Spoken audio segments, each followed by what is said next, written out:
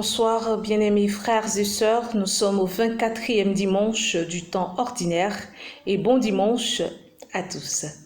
Les textes de ce 24e dimanche nous invitent à la miséricorde, nous parlent de miséricorde, des trois textes, que ce soit l'évangile extrait de Saint Luc, chapitre 15, versets 1 à 32, ou le livre de l'Exode, ou encore Saint Paul apôtre.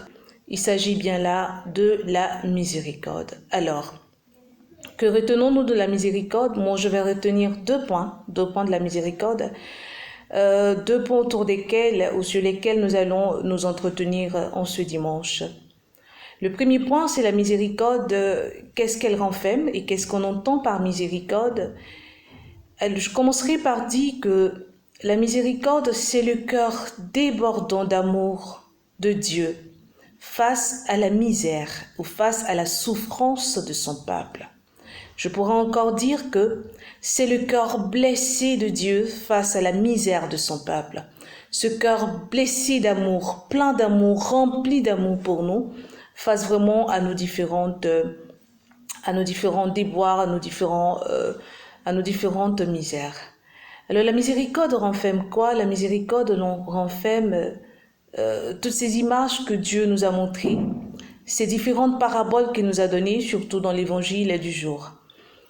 Et là, il va prendre l'exemple d'un berger qui peut-être perd sur 100 brebis, va perdre une brebis. Qu'est-ce qu'il va faire?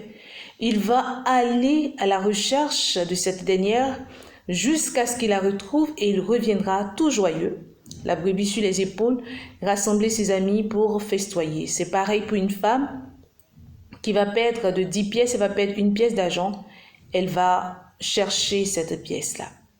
Et il y aura une troisième parabole, je vais en revenir. Mais là, nous voyons comment est-ce que l'amour de Dieu nous poursuit. L'amour de Dieu nous poursuit dans nos différents retranchements pour nous tirer du mauvais chemin, pour nous donner encore la possibilité de revenir.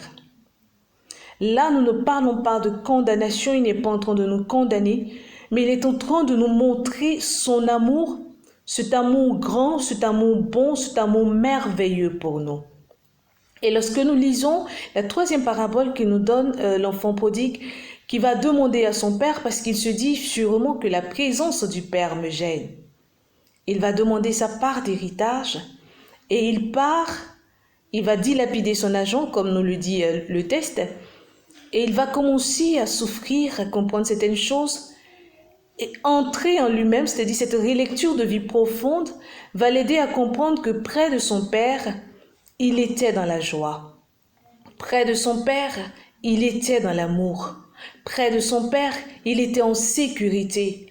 Près de son père, il vivait en toute quiétude. Frères et sœurs, l'amour de Dieu nous poursuit. Dieu nous aime tellement qu'il est prêt à nous attendre. Il nous aime tellement que tous les jours, il nous interpelle. Tous les jours, il nous parle. Tous les jours, il nous montre une preuve d'amour. Mais nous, non. Nous pensons tellement maîtriser les choses, tellement comprendre les choses que nous nous éloignons de lui, souvent même en lançant des ultimatums. En réalité, le péché nous fait plus de mal à nous-mêmes qu'à n'importe qui. C'est nous qui souffrons, c'est dans notre chair que nous ressentons la chose et finalement nous nous rendons compte que loin du Père ou éloigné du Père ne nous arrange pas.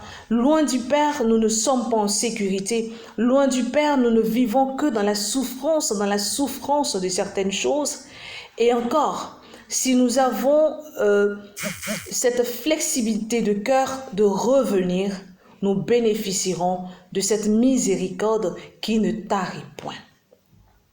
Le deuxième point autour de la miséricorde, sur lequel j'aimerais intervenir, c'est la méconnaissance de la miséricorde. Nous voyons dans le texte, l'exemple de l'enfant prodigue, on voit le frère qui revenait des champs et qui a entendu la musique, donc il va demander, on va lui dire ce qui se passe, il va dire, mais moi qui étais ici tout le temps avec toi, voici que ton fils, et c'est notre réaction face aux personnes ou vis-à-vis des personnes que nous jugeons pécheurs, comme si on nous avait établis juges de quelque chose. Il nous arrive parfois de ne pas comprendre l'agissement de Dieu dans la vie de certains de nos frères.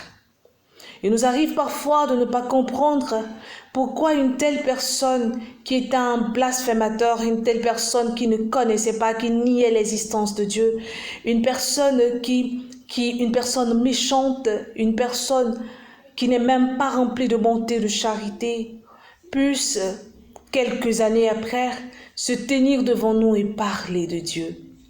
Il nous arrive des moments où nous ne voulons même pas écouter cette personne. Mes frères et sœurs, laissez-moi vous dire que les chemins de Dieu ne sont pas nos chemins. Les pensées de Dieu ne sont pas nos pensées. Les voies de Dieu ne sont pas nos voies. Dieu nous aime. Et la méconnaissance de cette miséricorde nous emmène à juger les autres.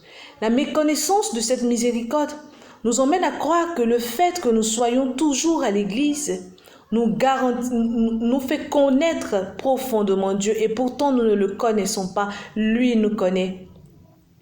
Nous refusons d'expérimenter sa miséricorde et nous nous embourbons, nous nous enfermons dans certaines choses qui ne nous font pas vraiment voir ou goûter à la miséricorde de Dieu dans nos différentes vies.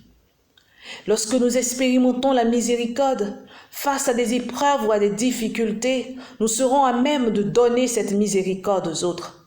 Nous serons à même de pardonner. Nous serons à même d'avoir un regard différent sur les autres. Nous serons à même de porter un regard différent sur nos frères et nos sœurs qui peinent peut-être dans leur marche, qui peinent dans leur marche à la suite de notre Seigneur Jésus-Christ. Nous méconnaissons cette miséricorde qui nous emmène des fois même à abandonner, à se dire que Seigneur, j'étais là, j'avais 10 ans, 15 ans, 20 ans, je t'ai servi dans cette même église, mais regarde telle personne qui arrive, regarde comment telle personne est bénie. Dieu ne marche pas comme nous.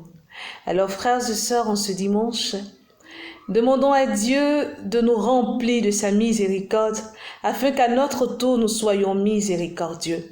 Ou demandons-lui tout simplement, Seigneur, moi également, Père, je veux goûter à cette miséricorde qui m'emmène à me réjouir avec l'autre, qui m'emmène à pleurer avec l'autre, mais à me réjouir également avec l'autre, qui m'emmène à intercéder, qui m'emmène, Seigneur, à comprendre réellement le sens de ma vie, à faire ma relecture de vie profonde et à revenir vers toi, afin que toi aussi tu prennes pitié de moi et que, comme dans la première lecture, tu puisses me pardonner le mal que je fais, tu puisses me pardonner mon péché. Peut-être qu'aujourd'hui tu te sens sale, peut-être qu'aujourd'hui tu te dis, tu ne te sens pas digne de t'approcher de lui. Mais moi je veux te dire que Dieu se laisse toucher par n'importe qui, n'importe quand et n'importe comment. Dieu se laisse toucher, Dieu voit ta misère et lui, il te juge digne. Ne regarde pas les hommes, regarde ce qu'il met dans ton cœur et reviens. Dieu nous aime, moi je vous aime, mais Dieu encore plus. Au revoir, bon dimanche.